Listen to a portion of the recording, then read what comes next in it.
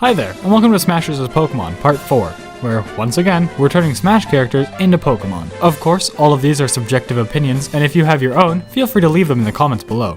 Also, if you enjoyed the series, feel free to leave a like, as it does show continued support. Without further ado, let us begin!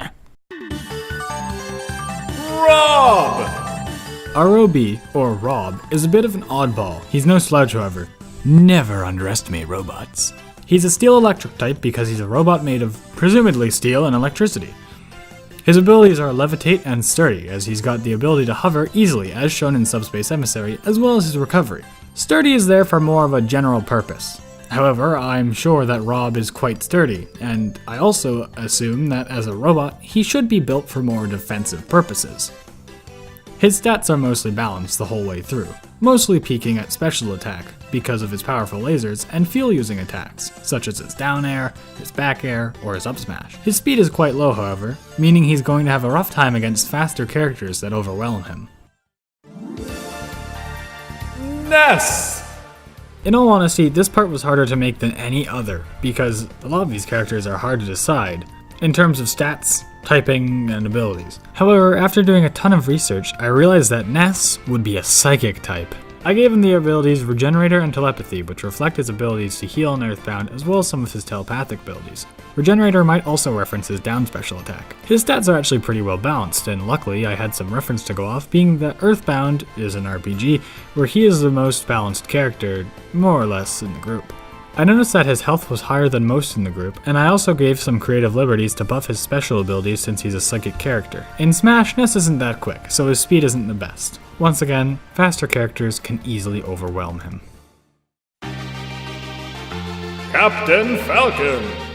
Captain Falcon is an incredibly quick racer with powerful attack. If mastered, he could be a perfect sweeper. If just casually used, it's likely you're going to take some hard losses. Giving him the fighting fire type is simply too fitting for his ferocious, flaming attacks. His abilities are contrasts, being Reckless and Moxie. Reckless allows for the less experienced Falcons to rush their opponents down and take a lot of damage, but possibly have some success. Moxie gives those Falcons willing to play patient and strategically an advantage of momentum. His stats are obvious, focusing on attack and speed, with good physical defense, since Falcon is pretty beefy. He has lower health and special defense, as well as a very low special attack, which are all quite self-explanatory. Villager? Oh dear, grass type. Well, I really just want to use a single grass type if I'm completely honest with you. But it actually does kind of fit, seeing that Villager uses a stick, turnips, he uses a flower pot, he also plucks grass, and he uses even a tree against his opponents. I'm also sure that slingshot is made of wood.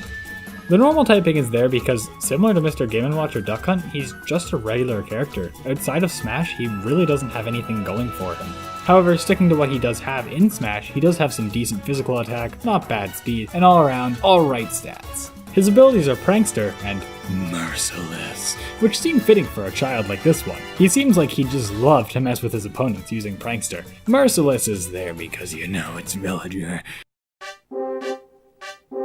Olimar. Captain Olimar with the company of Pikmin is the character that you want to watch out for. Of course, how do I make room for all 5 types of Pikmin that Olimar can wield? Well, of course, add a new ability and a new attack that allows you to change your Pikmin at any time. Olimar alone is a bug normal type, referring to his insect-esque size and origins. It only fits. Once he uses a new attack known as Pikmin Pluck, he'll gain a Pikmin and a new secondary typing. It'd be a move that could be used outside a battle to change his Pikmin to suit your fancy, before or after a battle. The Pikmin plucked from the attack would go in the order of red, yellow, blue, purple, and white, which give the new secondary typings of fire, electric, water, fighting, and poison respectively. Depending on the Pikmin plucked, Olimar's stats would change. For example, purple Pikmin are much bulkier and have more physical attack. On the other hand, if Olimar were to use a white Pikmin, he would have much higher speed and special attack. It sounds tedious, and that's because it is. However, I'm sure with maximum optimization, Pikmin and Olimar could be a really fun Pokemon to use.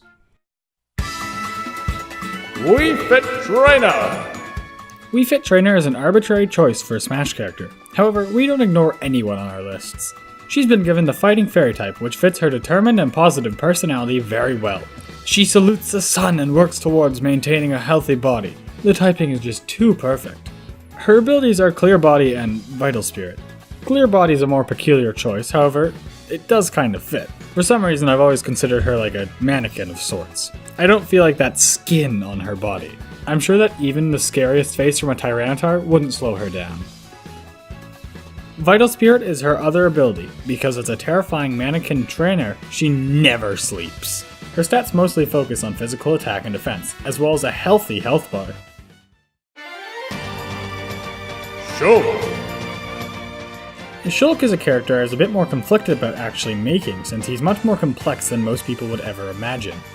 I won't spoil the game since I've never even played it myself, but Shulk is incredibly powerful beyond belief. I wanted to make sure that he was strong in Pokémon since Smash doesn't really do him justice.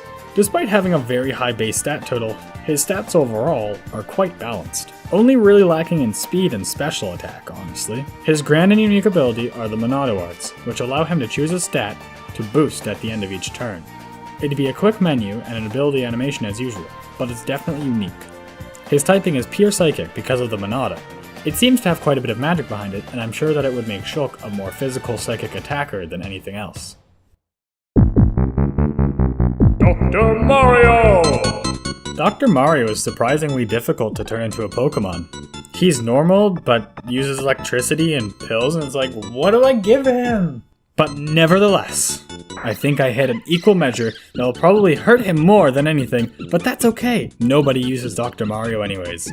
I gave him the typing of normal poison because of his basic self, as well as the profession as a doctor, who hurts people with his pills and has easy access to common viruses. His ability is a new one, Energize. It simply increases electric attacks by 50%, since his side smash is a very powerful electric move. I just thought it was fitting, and it allows him to use moves like Thunder Punch with some extra power. In terms of his stats, they're mostly focused on attacking more than anything, and he's much slower than Mario. Lucina! Lucina is incredibly similar to Marth, down to her typing and stats completely. Of course, her stats are slightly different. She has a little less attack and a bit more health, however overall she's lost 5 base stats over Marth. Her biggest difference to Marth is her new ability of Technician, which accounts for her loss of the Tipper. It allows Lucina to use much weaker moves quite effectively. Other than that, she's not that much different. Kind of sad honestly, but I guess that's the life of a clone. It also makes the video shorter, so that's a plus. Dark Pit. Dark Pit is a clone by all means, and compared to Pit, not much has changed. His total attack is higher, while his special attack was lowered. This accounts for his Electroshock arm being a bit stronger than the Upper Dash arm. This is also why Pit's ability of Infiltrator was changed to Sniper. You can't really infiltrate an enemy if you can't aim your arrows, now can you? Once again though, Dark Pit is just a clone, sadly not changing too much. But hey, it makes the video end quicker, woohoo! We out! Haha! Thank you so much for watching Smashes This Pokemon Part 4. This one's a bit shorter than the others, and the next one's gonna be even shorter since there's only 9 characters left. Can you believe that? If you do enjoy, please feel free to leave a like, as these series take a lot more effort to make. And leaving a like shows your support, and it inspires me to make more and more of these. A better thing to do though would be posting a comment on the video, and sharing your own opinions on Smashes with Pokemon. If you disagree, feel free to state it. I would love to hear your opinions, and I'd love to see what you guys have to think about the series as a whole. And don't worry, after the series is finished, more edited videos will come out in the future similar to this style. Of course, they'll be different, but hey, I'm sure that you can still enjoy them.